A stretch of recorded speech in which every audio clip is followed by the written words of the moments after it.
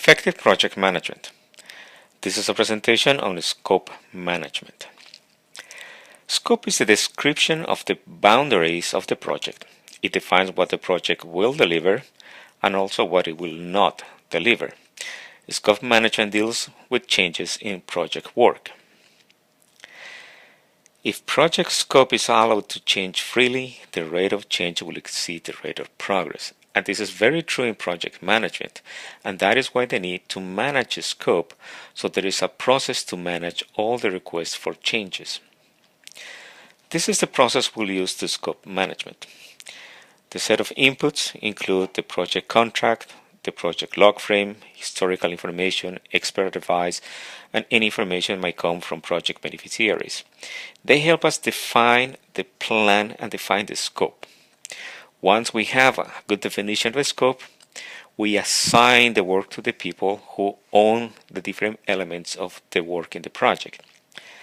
Then we verify the scope. This is a quality control to make sure that we are doing the right work we're supposed to do. And the opportunities to improve or adapt or modify the scope will lead to changes in the plan. The outputs out of this process includes the project scope statement, the WBS or the work breakdown structure, the scope change control plan, and the scope changes authorizations.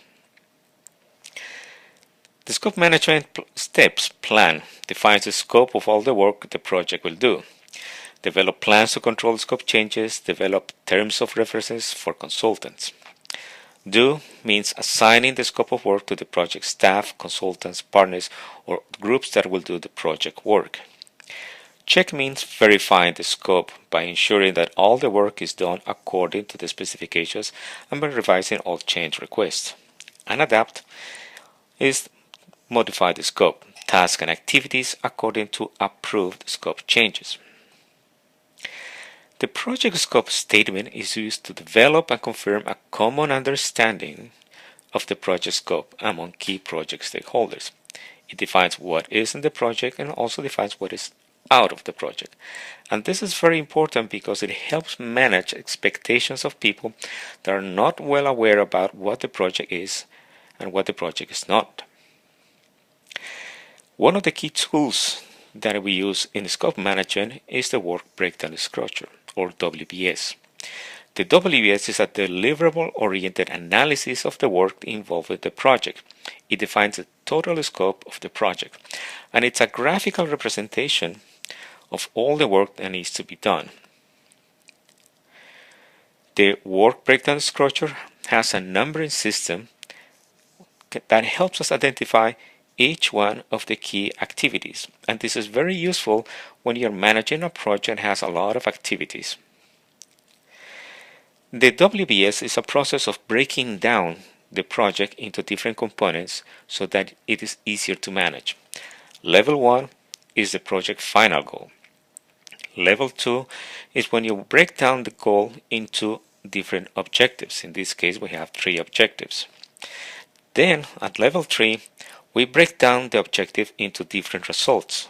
In this example, we have 2 results for that objective. And level 4 will be where we describe all the activities that we need to deliver those results. How much you break down and the levels in which you need to break down the project depends on the level of complexity and risk. But most of the time, the recommendation is to keep it down to the level 4 so it's easier to manage. The scope change request, here's an example of a matrix, and it's used to control and to monitor all the changes that are coming to the project. There is the name of the requester, the change request or the justification for that need of the change, the owner of that piece of work, the decision that is being done, an analysis on the budget and the schedule, and the date of the approval. This log can help manage a lot of the change requests by understanding some of the decisions and some of the steps that are needed in order to improve the project. Another tool is the work assignment sheet. Once we describe all our WBS, we add a column to identify the people or the persons who are responsible for that. For each one of those activities, or the lowest level in our WS, we identify the person in the team who's responsible for that.